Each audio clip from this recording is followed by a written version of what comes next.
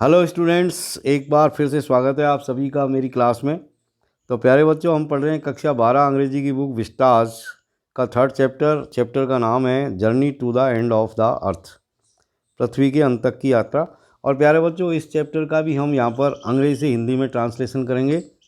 इसके अलावा जो भी डिफ़िकल्ट वर्ड्स आएंगे वो भी साथ साथ में देखेंगे और अंत में हम इसके क्वेश्चन आंसर्स भी करेंगे। इसलिए बने रहें मेरे साथ और देखें वीडियो को शुरू से अंत तक।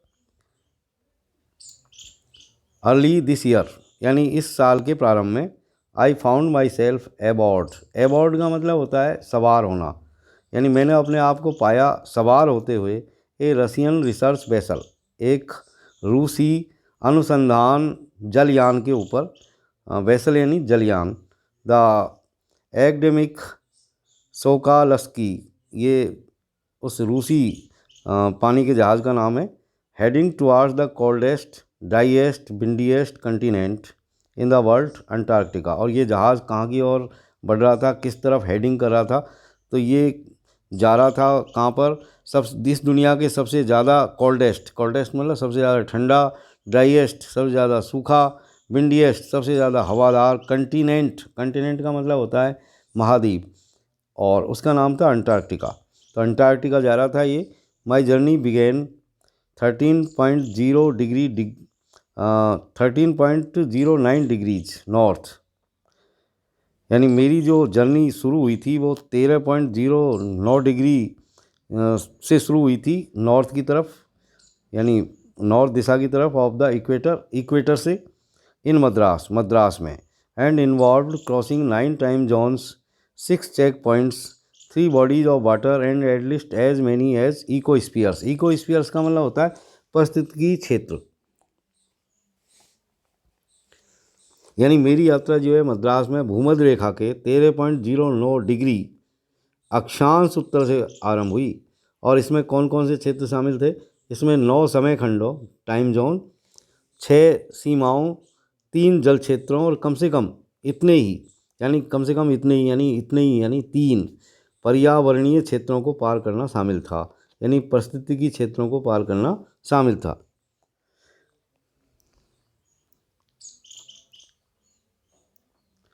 By the time I actually set foot on the Antarctic continent, I had been traveling over 100 hours in combination of a car, an aeroplane, and a ship.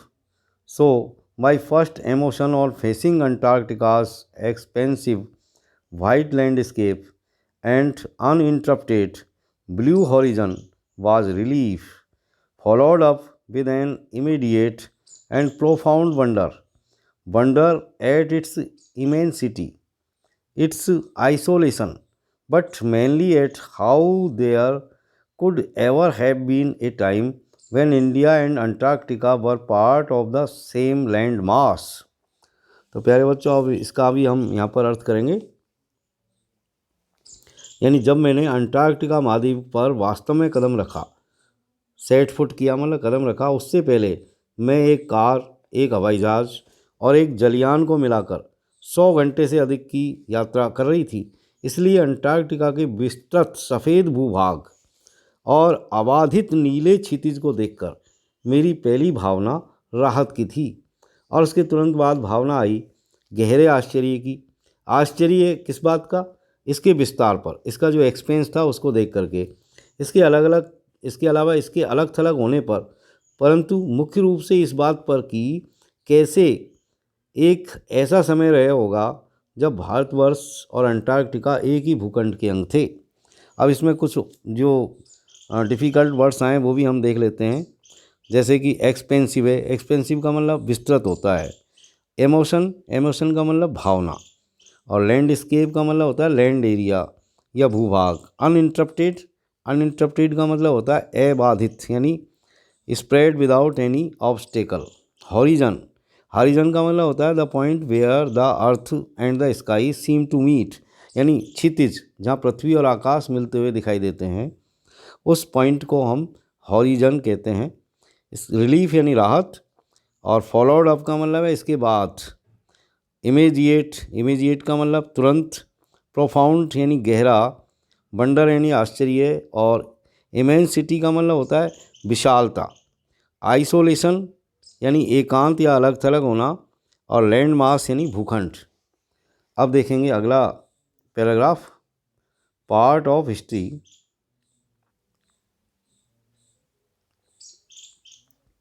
650 million years ago यानी 650 million वर्ष पहले a giant amalgamated southern super continent Gondwana did indeed exist, centered roughly round the present day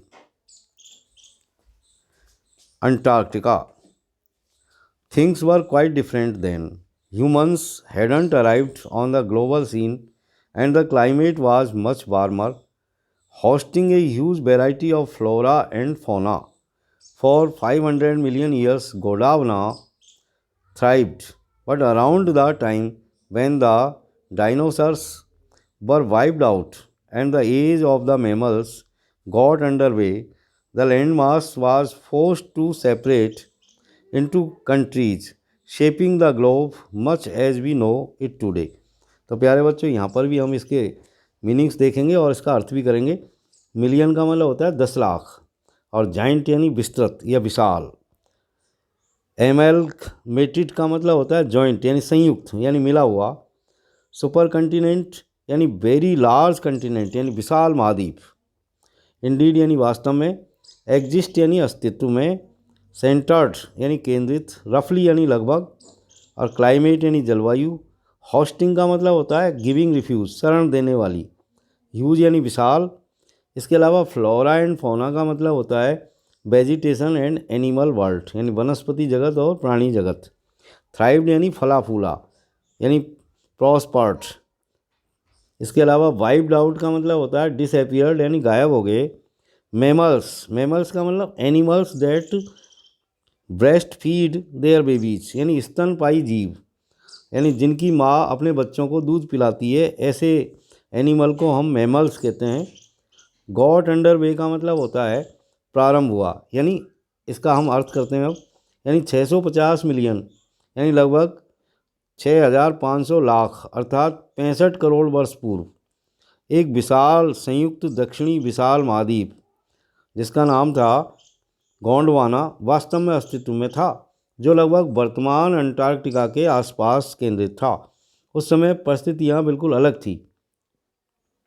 मनुष्य वैश्विक परिदृश्य पर नहीं पहुँचे थे, मनुष्यों का अस्तित्व नहीं था और जलवायु बहुत गर्म थी, जो वनस्पति जगत और जीव जगत की विशाल विविधता को शरण देने के लिए उपयुक्त थी। इसके अलावा 500 मिलियन यानी लगभग 5000 लाख वर्ष तक ये जो गोंडवाना जो सुपर कॉन्टिनेंट था ये फला फूला, लेकिन जब डायनासोर गायब हो गए और स्तनपायी जीवों का युग शुरू हुआ, लगभग उस समय उस भूखंड को देशों में बांटना पड़ा और विश्व का रूप काफ़ी कुछ वैसा हो गया जैसा कि हम आज उसे देखते हैं। अब देखते हैं अगला paragraph.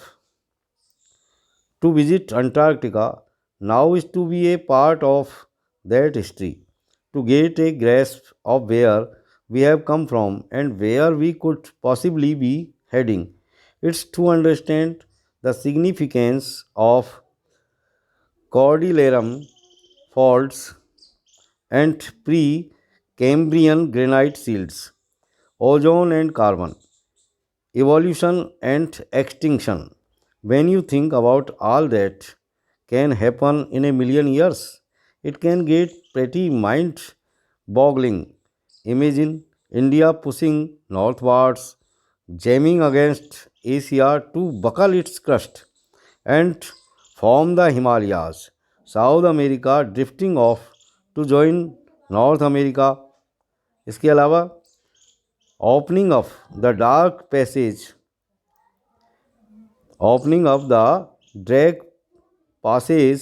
to create a cold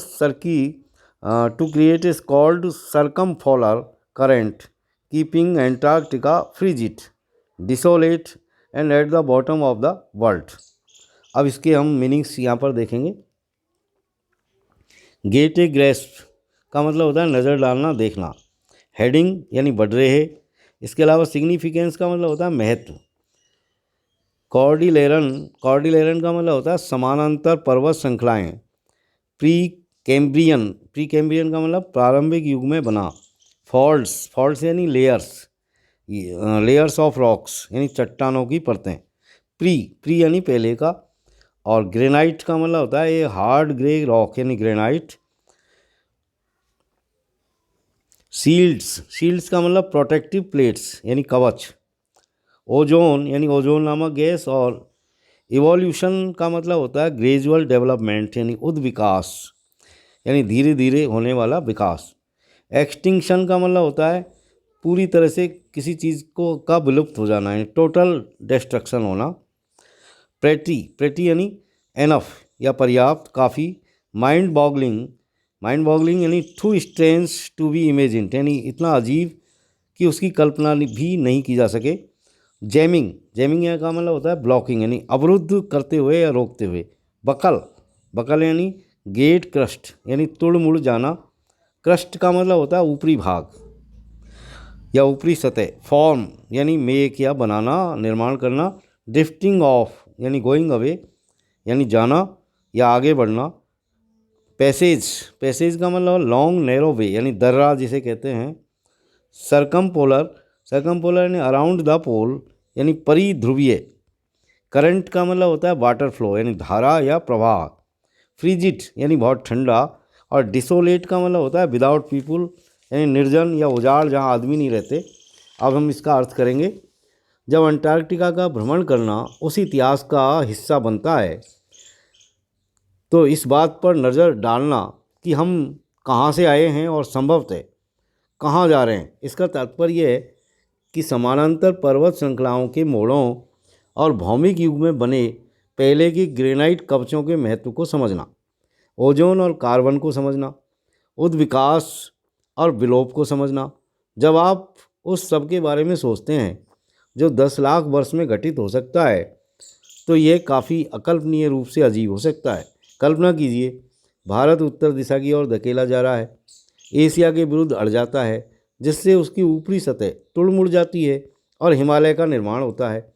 इसी तरह दक्षिणी अमेरिका उत्तरी अमेरिका से जुड़ने जा रहा है, एक ठंडी परिध्रुवीय धारा का निर्माण करने के लिए ड्रैक दर्रे को खोल रहा है जिससे अंटार्कटिका बहुत ठंडा, उजाड़ और विश्व के सबसे निचले तल पर रह जाता है। तो प्यारे बच्चों, इस वीडियो में हम इतनी बात करेंगे और इस चैप्टर को आगे बढ़ाएंगे अगले वीडियो में। तब तक के लिए have a nice time. Thank you very much for watching.